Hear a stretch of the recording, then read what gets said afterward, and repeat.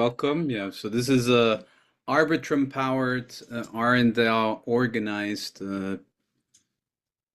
beginning of a pitch training. Afterwards, we're offering some one-on-ones with Bianca and or myself. So we'll send a link at the towards the end. And then yeah, Bianca, since we're such a small group, yeah, I'll leave it up Yeah. to you if we Okay, wanna cool. remix it somehow as well. We'll just like do more in the end and see where we're going with that. Because it always takes time to this content. Right. Sweet. So Yatan and me will gonna help you improve the deck if you want. Otherwise, you might be prepared enough for that.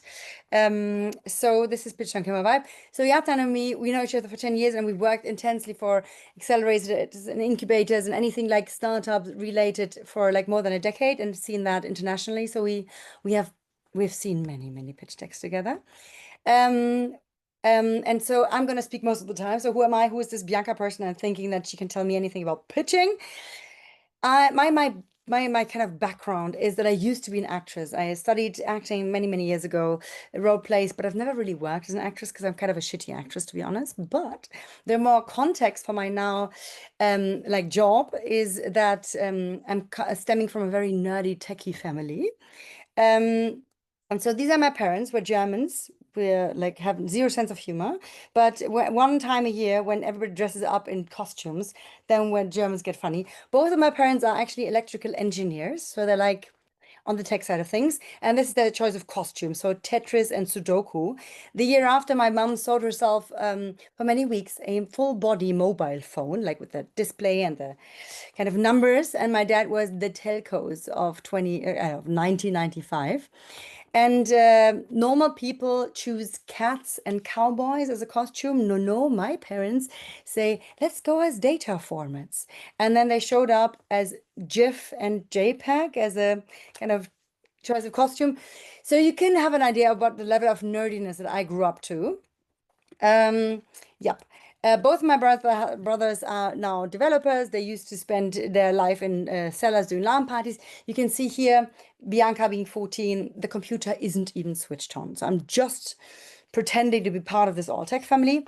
And I guess this acting piece and the tech origin family piece is why I do this for 12 years now. So I go from a tech accelerator to incubator, doing fintech, femtech, construction tech, blockchain, AI, anything that is, oh, please explain in 2 or 3 or 7 minutes max to investors your technology, your business model, the market, all that complexity in a short format where you don't look like an idiot and people get what you're saying. And we all know that's not actually very easy because there's way more to say about your company than would fit in 4 minutes. So that's what we both do for many years, and that's what this is about. So when I say the word pitch, I literally mean anything that is like, I give a speech in front of a group, or no, let's give a big speech in front of a big audience. So it's public speaking as well. And in your case, this will be on video. So also you on video will pitch that. People will watch it, and then we have the Q&A live. And so because it's a public speaking piece, it's also about this kind of yeah. So we're gonna prepare you for a 4 minutes pitch that is slide heavy and you heavy because you are giving that presentation. Usually people think, oh yeah, pitch should be grabbing people by the emotions. I'm like, no, because a story alone won't cut it. This is not a TED Talk. This is not an inspiring speech. It is a B2B scenario. So there's people that their business is investing in companies in order to improve their business by making more money. And because it's a business meeting, those pitch days, often founders come like, yeah, let's just put numbers and business content in there. But sadly, that also won't quite cut it. So we're trying to create something that is story, yes, but business, very precise, delivered by you, the founder, who is a very important piece in the whole thing. Because anything that is between idea stage and Series A, if the team sucks, investors are stuck with it. So they're trying to find out, is this team going to make it or not? So the default setting of any situation where investors look at pitches is that okay, there's another another Web3 block, let's decentralize anything, okay. So it's not that they are neutral to you. They don't love you, they don't hate you, they're like neutral on your existence, but they're curious about the space. So whether these are the people that we're pitching to, these are all injury investors, client, politician, deserve a different kind of pitch. And in our case, most of you are raising money. So we're trying the investor's pitch. And the investor is this person who's like, I don't care about him or her. And we have to transform the pitch, this guy, into this, who's like, interesting. I like it. Tell me more. So that's all that the pitch needs to do. And now I'm going to talk to you about content, slide design, delivery. So 3 chapters. I'm going to be very fast because, yeah, it's a lot of stuff. So the content piece. There's a classical structure and a classical approach that makes sense. And that's, you hopefully know that already. So I hope it's very, very boring to you. But don't make it like a business slide, a business model slide, a problem slide. Always thinking chapters. So there's some parts that deserve more space and some parts who don't need much space. So yeah, you always want to start with a visual teaser. So before you want to speak, that there's a picture that explains what you're doing. So if your business is selling wigs for cats, then your first slide should look a little bit like this. We do wigs for cats. 1 sentence pitch featuring a cat wearing a wig. So even the most distracted brain ever could not unsee, okay, this is about the pet industry in the B2C space. By the way, it's a real market, so people selling money for that. And then you want to definitely start with the problem. Example, if the problem is that cats don't like to get wet, then the user experience of the current cat, the pros and cons of the alternative is shit, because they get wet all the time. So our innovation is brilliant because we put them in raincoats, and so they never get wet again. So that means for you, whatever you're building, contrast within the first minute. What sucks? Whose life is in pain? And how does freedom of that pain look like? How does life with your product look like? Probably it features a bit of tech. So you want to show user interface. You want to even show the user experience. And the easiest way is to screen record silently the walk through your technology or prototype. Silent, no music, no nothing. And then you can talk with your voice. You scroll down here, you pick things here, boom, you're done. So that it's just as simple as listening to you like a video narrator. Then the market. The market is kind of important because these are investors. If the market is obvious, you don't need to explain that, I don't know, financial wallets are a big market. It's like, duh, really. But what you want to talk about is what is the current status of the market? How is it impacted? Maybe by AI, maybe not. How does this market grow? Why does it grow? Is the reason for that growth somehow correlated with the nature of your product? So make sure that you demonstrate that you as a founder have understood the dynamics of the market and that you are the expert in this market behavior. Business model, definitely have it in. You don't need to put a lot of time in there because the business model is always changing in startups. But a rough part, what's the revenue structure potentially and what's the cost structure to keep the business running? That's all we need. You don't need to make it a rocket science. Competition is probably important, and we don't love talking about competition. So we often say, so what I would say is basically first give them flowers and then you slap them. So for example, you could say there's this company A, B, C, they're doing this. Amazing. They prove that there's people paying for it and they're great, but they suck because of X, Y, and Z. And that's why we're going to go in there and do it better. So that you exactly demonstrate that you know who you're up against with and how you can beat them or be better. Don't need to beat them. If there's elephants in the room, and that's sometimes the case, like if you're doing anything in AI, it's like, okay, why can ChatGPT not do that? Have an answer for that directly in the pitch. So be the one that kisses the elephant in the face first. Like, wow, there's an elephant. You see the elephant, I see the elephant. yay, we live in the same reality. That's what we want to try to show. Same thing with blockchain related topics or like Web3, decentralized world related topics. If there's a question that you get all the time by speaking about your business, put it in your pitch proactively. Another sexy piece is traction validation. Nothing as beautiful as showing, look, here's my proof that people want to buy it. This, if you're doing B2B, this could be logos of companies that you are working with. If you are not yet working with them, but you have a letter of intent, just like a quote of a person potentially paying for it at some point, saying, hey, if that would be a case, I totally love that. A rough milestone of what is like, yeah, like where do you come from? Like, do you do this for 10 years and you're on the market? Did you have this idea 3 weeks ago at a hackathon? Whatever it is, show it. Then who are you and why do you rock? So the team is important, but you won't have the time in 4 minutes to talk about Lisa studied many years in this country and then she did this. And Anna, super amazing because of it. You won't have the time to say that. So the non-rocket science solution is logos. So that my brain can see within a couple of seconds, these are the right industries for relevance that enables this team to solve that problem. Okay, cool. Then a short summary and the leading up to a call to action. Like we have a product that works, we have a waiting list, and we're ready to scale. Click.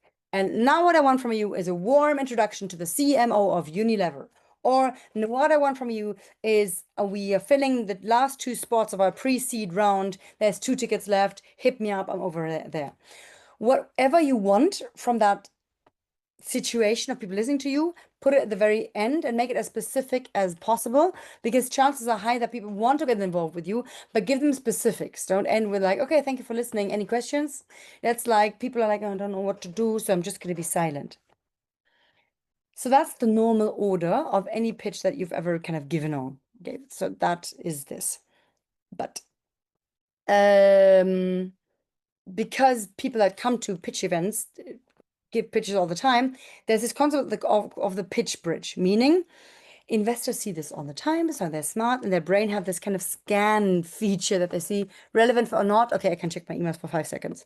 So what you want to do is you orchestrate all the arguments of problem, solution, technology, product, market, business model, traction, competition, blah, blah, blah, blah. You orchestrate them in order of how loud is the boom or how like small is the prickle. So how big is the bang? For example, usually you always want to put your very like your team at the very end, but you start the pitch with the bottom line up front. We do wigs for cats. You end it with the call to action. We're now starting our Series A next year. And your team that usually goes in the end, maybe my co-founder is called Elon Musk or Sam Altman or whatever, then this is the loudest argument. So I'm gonna be like, hi, this is Bianca, this is Sam. And then like people are like, what? Okay. And I guess we'll find a market for anything. Another team could be innovation. If your co-founder has been doing science on that specific topic for the last 30 years and now the breakthrough happened, that's the loudest argument. And if he's solving cancer, I guess he'll find a business model. So that's the not as loud argument. Or if it's traction, if you have a product on Product Hunt for like a waiting list of 100K people, they all want to pay for it, but you need money to actually build the product, then that's traction. That's interesting because it's easy to convert them to customers. And then the product is not, I don't even care about the problem you're solving if you have a waiting list of people wanting to pay for it. So look at all your arguments. Problem, market, team, solution, product, and orchestrate them in order of wow and interesting. Anything that doesn't even make interesting, shush, should not be in the pitch. Not in 4 minutes. It doesn't deserve a second on your tongue. Now I'm handing the mic over to Yatan because we're in a specific space. So, Yatan. Yeah, so thank you, Bianca. Yeah, so I've been in Web3 for a couple of years now with RnDAO. Now I'm obsolete in DeSci DAO. So yeah, just a couple of things that we see that are important for the Web3 space. One is there is a lot of jargon. It's like a subculture, which is nice when you live in it, but it's not useful to raise funds or to be clear. So it's important to really see that it's cleared also to outside audiences and that we don't stay stuck. And also any meaningful growth is going to come from the outside, and that's like the game we're playing. We're thought leaders in this, or we're creating products which where people which we convert from outside are actually going to create the change. Next slide, please. Other thing maybe applies to you, maybe not, but tokenomics is not a business model. We are now seeing like the switch, so governance tokens and so on, like you get this and that appreciates and so on. That's nice. We do it too, right? But what is the actual business model? So these things are going down, and as it gets more popular, we see, well, maybe it doesn't work or maybe it's not enough. So let's apply a business model logic also in this and show it in your pitch deck. Next, please. And then Web3 is different in that sense from other industries. You can switch, you can mix and match, you can take your data and so on, or it's a different logic. So how do you integrate with others? How can you jump on somebody else's wave? How do you build something that really fits in with what's currently happening or that others can fit in with you? That's important to have. And this composability and modularity part of what you're doing. That's something actually we preach a lot in RnDAO. Next. And then finally, as with network effects, you want people to use what you're doing. You want it to be useful. And in Web3, we often invent things that we believe in, we think are cool, but are not really user-centric, right? So people have to go through a lot of hurdles.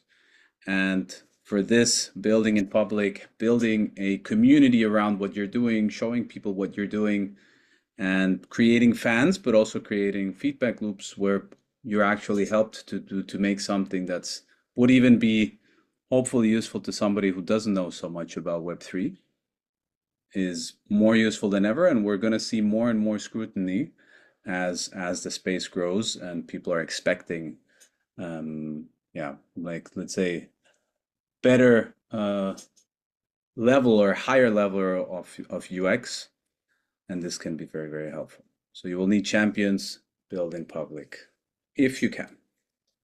With that, back to you.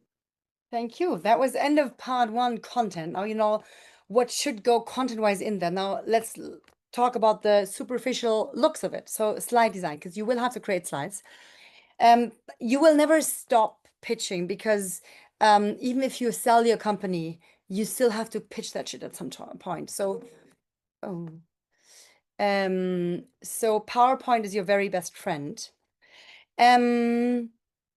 Whether you can use, I mean, anything from PowerPoint to Canva, Google Slides, it all works the same, but make sure that you are friends with the fact that it will evolve and evolve and evolve and evolve. Send out pitch decks. That's one thing that we do need to understand. So if we tell you like, hey, we have this investor, send us your pitch deck, we want to look at it, then what we need is a 10 slides, just PDF that somebody can read on the computer. Different story if that's a live presented pitch deck. That is in the case for you.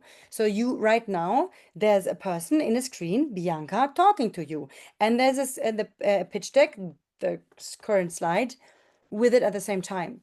So you on July 24th will have to, your pitch will be in the format of a video. So you talking next to the slides and somebody listening to you while watching your slides.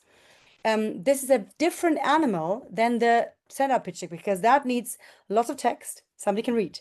That should not have text and should not look ugly because we all been there that it's so ugly to watch bad PowerPoint. And we don't want this to happen. So right now, there's a intelligent slide with lots of text on it that you would be so willing to read. But there's Bianca trying to talk to you at the same time. So it's blah, blah, blah in your head from my mouth and blah, blah, blah from the head in your head from the slide. And so, of course, your brain's like, should I reading, listen? Can't you shut up so I can read this stuff? So the non-rocket science solution is put a picture. It doesn't need to be pretty, it just needs to make sense. So give a visual anchor to whatever you want to say that it visually is anchored by the slide. Ways to get those pictures is at unsplash.com. There's plenty of like good picture free kind of download stuff. icons8.com is a open source icon selection of any icon that you need, growth, scalability, marketplace, whatever. But you can also just draw, because pitching is not a beauty competition. Pitching is a making sense in very little time competition. So that won't get like an art prize, but people understand a guy on a horse using an app. Okay, I get it. So you can also draw and film yourself while drawing if you really want to show the specific decentralized system behind your token, but film it while you draw it. And of course, you can also use just AI for that. So you prompt stuff, and then you have all these beautiful pictures that you can prompt, and they're unique and they're amazing, and I love it so much, and you can do anything. But if my prompt was a happy impressionist painting of a happy cute cat, spaghetti cooking inside a pink cat, it rains and sunny, fine. Then this is a picture, amazing. But if I don't have the prompt, I just see the picture, my brain goes like, is this a cat or a hamster? Is this a cloud or a cupcake on her head? And what are these lions on the so my brain does decoding of the picture, because of course I have never seen that picture before in my life. And that computing power that is on that deciphering of the picture is lost. So my favorite, I love AI, I love it to pieces, but my favorite way to do slides is called emojipedia.org. Emojipedia is, like the name suggests, a Wikipedia, a database of all sorts of emojis that we see every day in our LinkedIn, WhatsApp, and so on. Because you've already seen before the yellow woman and the little rocket. So the next slides took me 5 minutes to create. So there's zero excuses for you not to have understandable slides. Here's this guy. He runs a business. Then he has an idea for a B2B business. So he calls his client and he'd be like, why don't we team up and do blah, blah, blah. She totally doesn't understand it. He's super upset about it. But then he has this groundbreaking thought. What if I have some statistics and some data, put it into an email and send it to her? And she's like, oh my God, I love this idea. They make a lot of money together. The end. So that kind of story is impossible not to understand because of the simplicity of the emojis I'm using, because your brain has seen all of them before. And so there's zero, what is this, happening in your brain. And so it serves simplicity.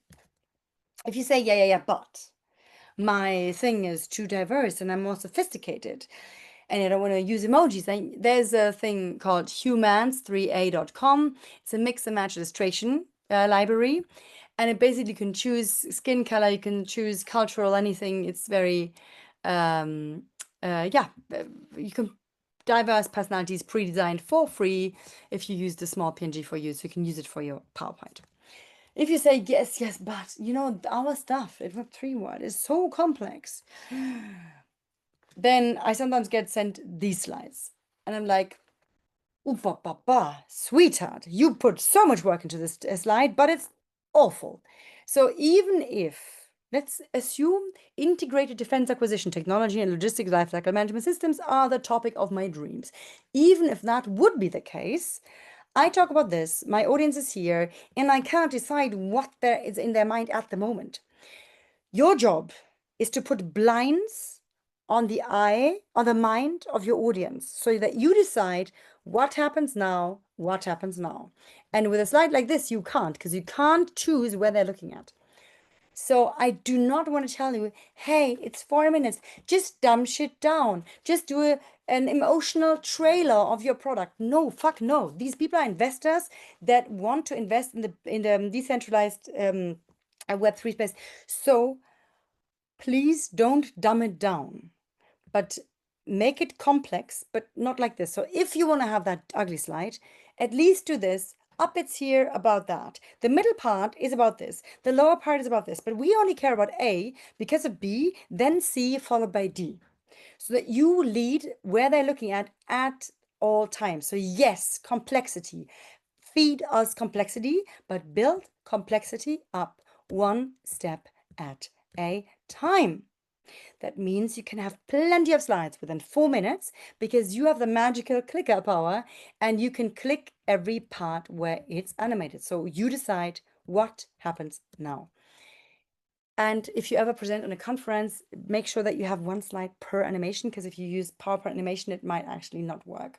And so that's the safest way to do it. Since 4 minutes is a short time and it's a spoken part, pitching is always about precision. What goes in the narrative, what doesn't.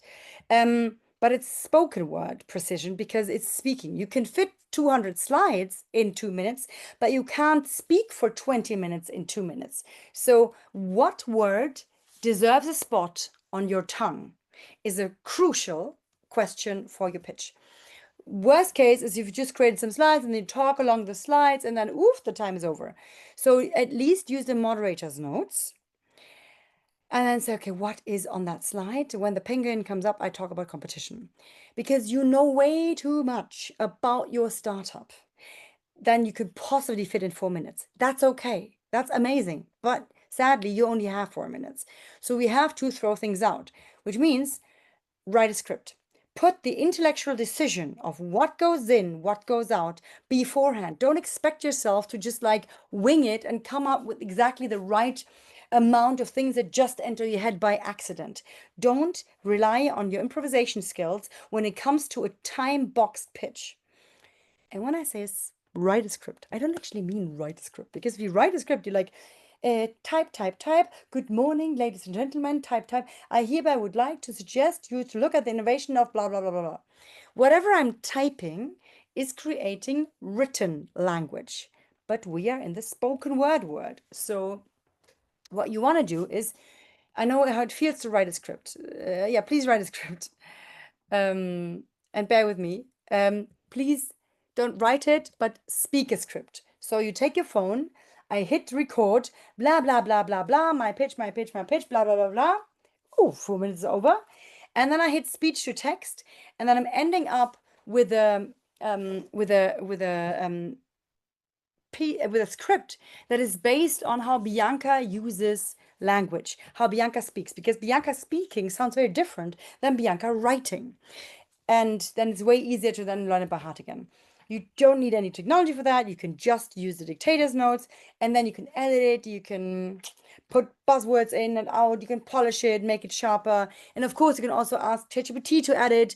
And if you're totally wild, you can even, I even made pitch scripts where I fed the ChatGPT the deck, and then I said, okay, in slide 1, I want to get the point across that A, B, C, D, E, F, G.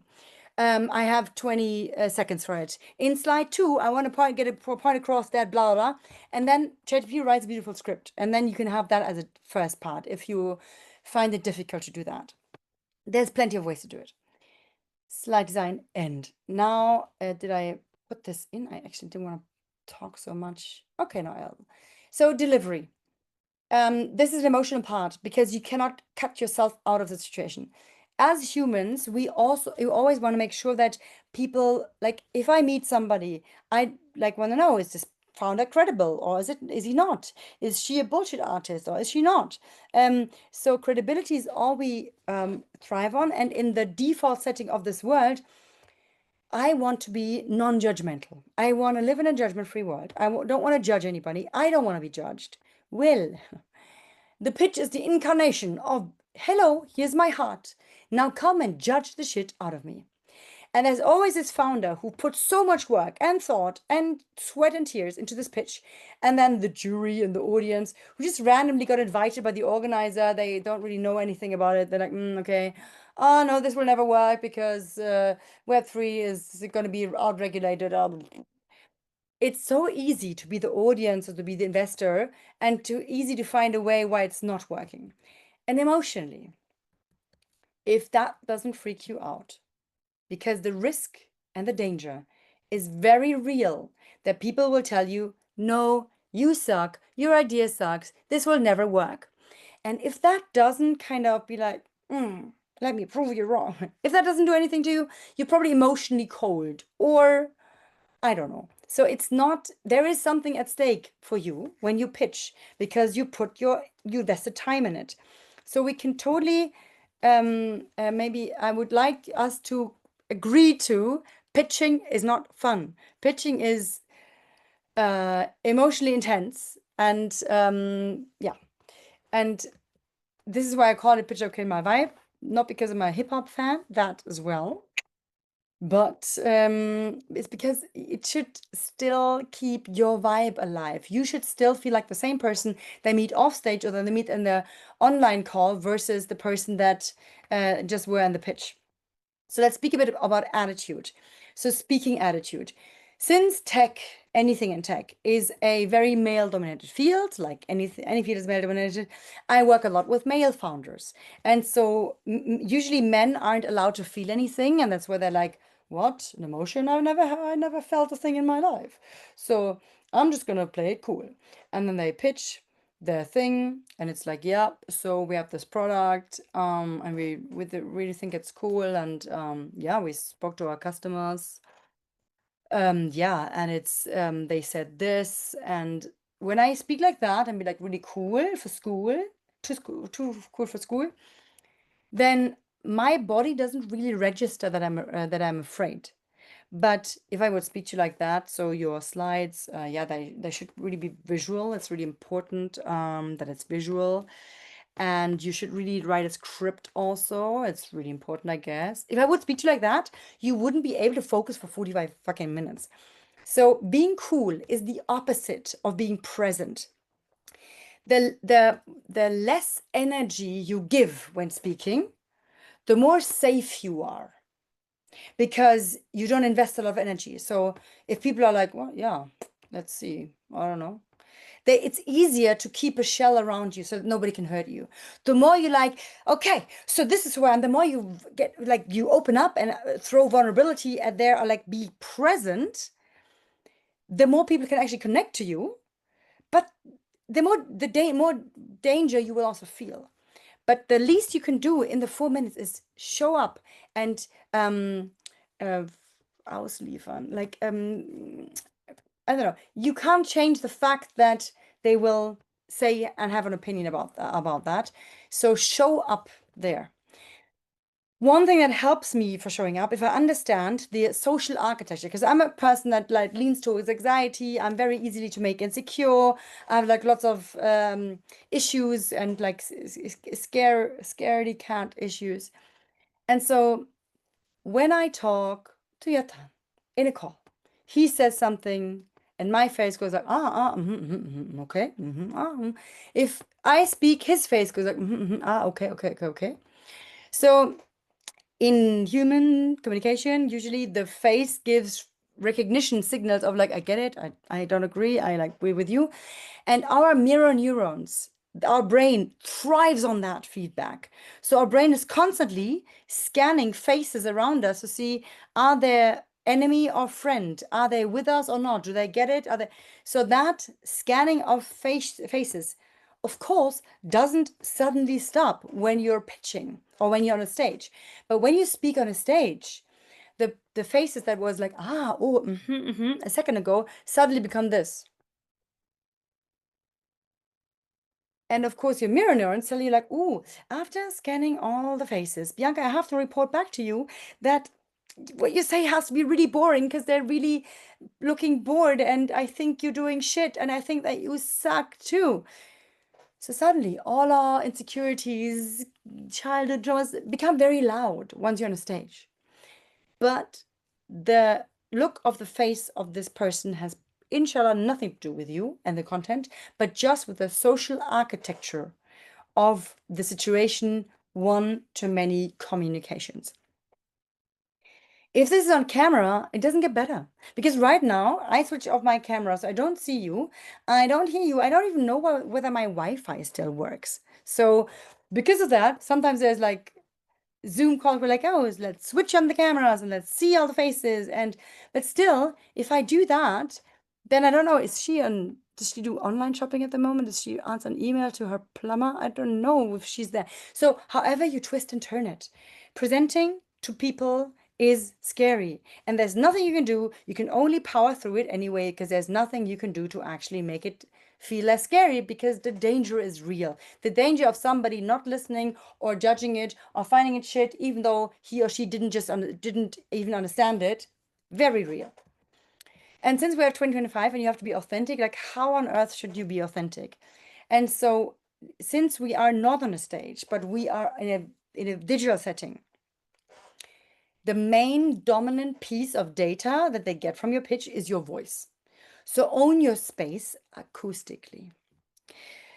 So let me smart ask you for a second. The word personality doesn't describe your behavior or your character. It simply means pair through sonare, sonos, those sound boxes, sound. The word personality means the sound through. And this is true. We can see every day on Facebook, LinkedIn, or Tinder. I see a picture, I don't know who this person is. Do I hear them for like 10 seconds? I'm like, oh, okay, that's who you, okay, I get it. Suddenly, my brain knows, is this person smarter than me or not? Is she funny or not? Do we get along or not? Does she lie to me or not? So the data of somebody speaking is way more dense compared to the data of what kind of a haircut does this person have. Well, and how does this matter for your pitch? The most obvious example is, think about any mafia movie you've ever seen in your life. Voice carries power. How do the big boss people, how do they speak? Can be women, can be men, but how do they, like the Godfather, how do they speak? They would say something like this, like, I don't know, I'm going to have a drink now, and you just kill them. Good night. Or I can say, I don't know, I'm going to have a drink now. You can just kill them. Good night. Content was exactly the same, but everybody felt like, ooh, the first one was the big boss that nobody would dare to interrupt because everything that he says is relevant. The second one is like trying to be hurry and then not really breathing a lot and smiling because I don't want to take much of your time, and I feel like the intern's assistant. Your pitch is linked to 4 minutes, but what would there to be to say about your startup is 40 minutes. So of course you will feel like that price is high.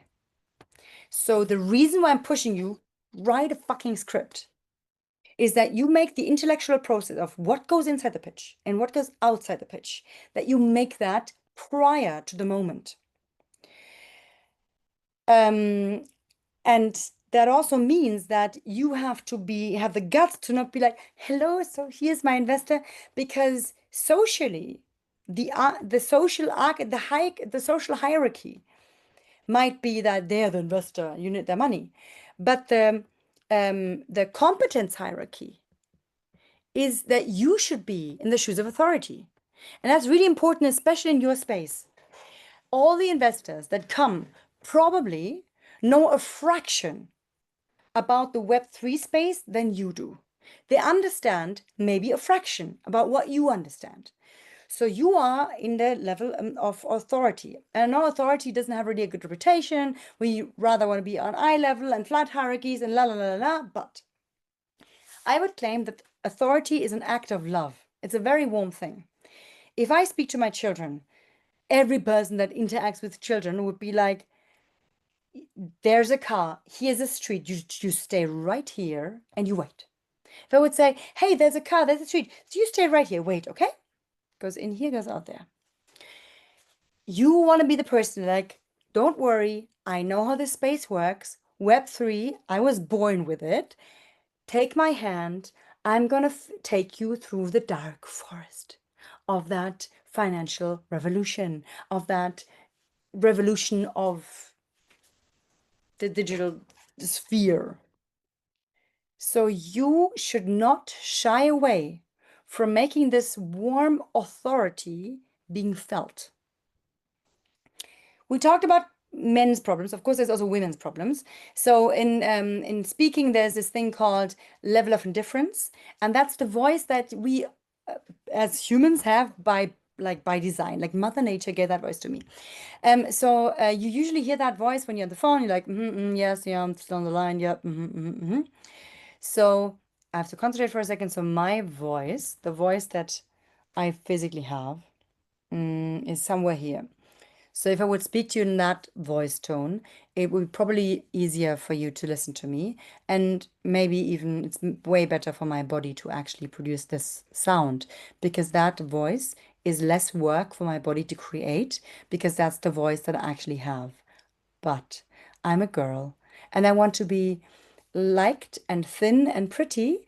And if I'm going up here, I feel like, oh yeah, I'm lighter already. Because if I'm going down here, I'm scared that I scare you and that you find me not very nice and that you think that I'm a boss woman. And so I'm going up with my voice, because up here, I'm not stepping on anybody's toes and I'm making it light and joyful. But that sadly is a big fat mistake.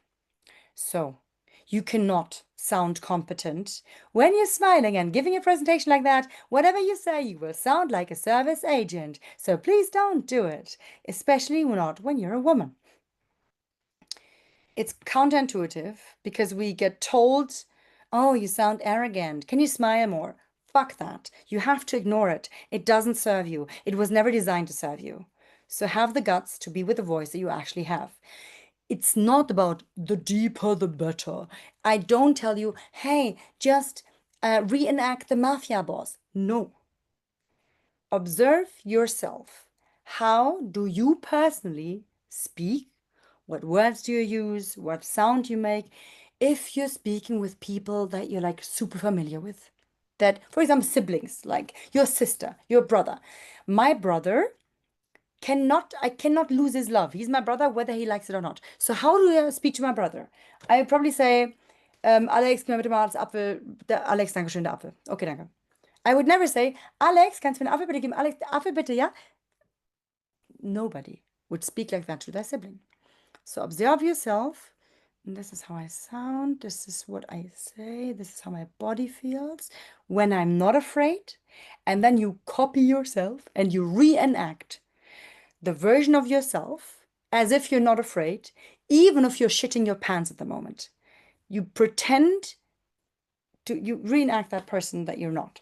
It's fake, but pitching is fake. Pitching is, you had a pitch training, you had a script that you wrote. It's the opposite of natural human communication.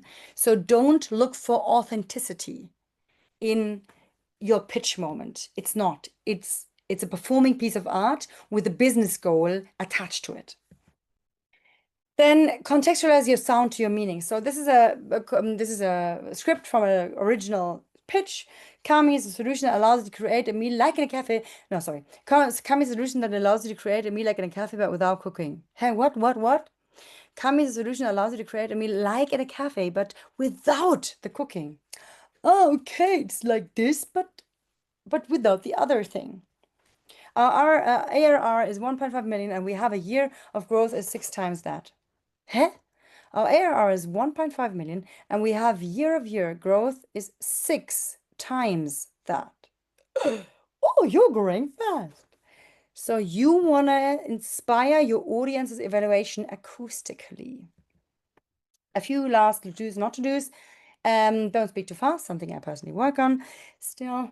Don't only use one tone of voice, because if you only use one tone of voice, that is probably a mechanism for you to like protect yourself. Congratulations, but it forces the other person to concentrate way more to what you're actually saying, and that will lead to actually them dozing down way easier. So please don't do it. Thank you so much. Hi, my name is Bianca. I'd like to talk about all the wars that are going on, and the amount of bombing that's happening around the world is really scary. And about the climate crisis, and I'm smiling, makes absolutely no sense. I look like an idiot. When you talk about something that is neutral, have the guts to not smile. You can smile when you say hello, when you make a joke, fine. Everybody loves happy people. But if smiling is sugar and your pitch is pizza, both is nice, but sugar doesn't belong on a pizza. So have the guts to be neutral.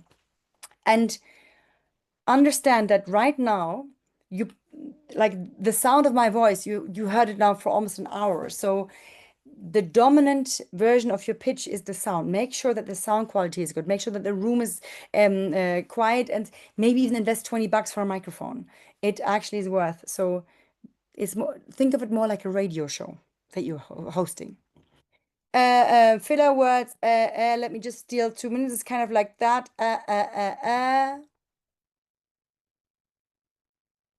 The pause is the exclamation mark of the spoken word. I can say, this is a pen, it's green, and I can lift up the lid. I can say, this is a pen, it is green, and I can lift off the lid. You're like, oh, that was interesting, deep, meaningful. Ah, no, it was just dummy content. But the pause made it sound like it really is of relevance. So whatever you say, when you leave a pause, people are like, okay, that was important. So in your pitch, there's always this piece where like they should not miss the fact that we have X. So what you do is you shut up. You say what you want to say with every fiber of your body. Shut up. I call this the sandwich of silence. And thank you, Mr. Investorman. Thank you, Mr. Thank you, thank you. Often we don't know what to do, so we like jump into submission and throw ourselves in the dust. Honestly, it's a long time that anybody said to me, yes, it's an honor to speak to me. Bow down, you chicken head.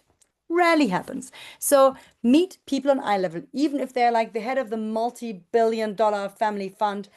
Meet them on eye level. It's way better for both parts. And if they have questions, you embrace them. The hardest one, embrace it. Don't be like, yes, we're working on that. We've got people smell if you bullshit them. So be honest and embrace the challenge of it. That was it. The investor you might need might not be in the room on that day, July 24th, but they might be friends with the investors who are in the room. So make sure that the KPI of your pitch is, can the pitch travel outside this word? Because startups are a village. So the KPI is like, who are you again? Yes, you're the woman with the weird, funny, techie parents' costumes. I remember you. So make sure that 3 days after the day, the investors can still be like, hey, Mike, I've met this startup. They do XYZPIBC, and she needs to know what XYZPABC is in order for it to tell her friend that this might be an interesting investment case. Whew, that was a lot. I'm also tired now, but you can do it. We do this together. So your takeaway slide is, don't let the pitch ride you, but you write the pitch. And become a Batman in front of a very good visual slide.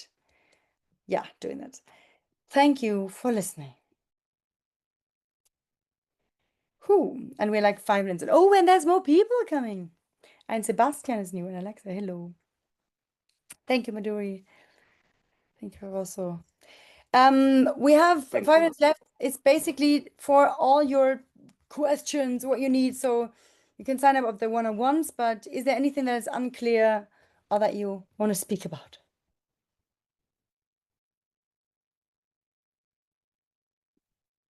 I think it was quite helpful. I think 4 minutes is the thing I It's need to rough. take away. Oh yeah, the 4 minutes is an intense thing, but it's super, like if you manage this 4 minutes, you can definitely reuse it and reuse it, because of course you're pitching all the time. And if it's once done, that it's a bit helpful. Yatan, did we share the document with the dates already? I'm just writing to drop emails here Okay, if you're interested, and we will invite you to the to the document? slots. To the slots that we're doing something like a calendar. It's different. It's called Meet Okay, With. okay. Cool. So I'll take care of that. Okay, cool. Sweet, there's no questions. That's fine. Then I hope that I did an okay job of explaining that shit. I saw I was Sebastian. amused. Sorry, go ahead, Red. No, I was just amused that Bianca said that Germans had no sense of humor. You actually have the greatest word in existence, which is, I'm not going to pronounce it, but it's the word that says your face looks like it needs a slap. Ja, stimmt. Backpfeifengesicht. That one. A word I learned after my best friend moved to Germany, married a German girl. So yeah, that was The reason that this exists is just because the German language is built like Lego. So you could make up door handle, Türgriffgesicht. That would be a word. So that would be a face that looks like a door handle. So it's just a very creative language that you can build like Lego. But I enjoy that you say that Germans might be funny sometimes. I've got to work on my pronunciation. I think for me, yeah, it was really helpful. I mean, I've always been familiar with the elevator pitch, needing to be in the window of the elevator, but that's a little bit different from the actual pitch part. And I think our deck is awesome in terms of the information and visually very pleasing, but it's too long. It's about 18 slides. There's too much information on there. Yeah, that's the hardest thing to cut out. The text on slides really helps. And yeah. For us, we're a product, so I think I just need some pretty pictures of the product and then pretty pictures of the team. Except me. And the pretty pictures is also like it's this thin line because the pitch, because it's a B2B thing, it's not a marketing kind of so if the products pictures are too shiny and too like made to please, I've seen investors who are like, they like, is this a client, is this like a sales pitch? I'm like, no, it's not. So yeah, they need to be clear and I'm almost tempted to. So we are very fortunate in that our co-founder Amy is a UI UX wizard. Amazing. So our deck does look glorious, but I am wondering whether we actually make the deck look intentionally hideous, because then the product will stand out so much. I'm wondering if that's maybe an interesting approach to try. Because at the moment the deck looks great. Beauty of what you just said is, yeah, it's just like, for example, I've seen product and then they had like a video where there was like dramatic music introducing the product, and that's always out of place. But it feels good to do that, and so I'm surprised how often founders do that. So that's the kind of thing that I wouldn't do. Anything that is designed to make it shimmery and glimmery makes people double guess it, but nothing against a beautiful and well-designed UX and UI. Cool. Then we have your email address for those who want to do it. I'm thanking you for joining us here, and I'll leave the last words to Rosso and Yatan, I would say. Yatan? Well, I mean, no further words from me. I put here the explanation. We're doing these trainings for free, sponsored by Arbitrum. Normally it would be worth a bunch of money. So if you're interested, I think everybody dropped their email, maybe one missing. And you don't have to pay for it. Isn't that nice? Exactly.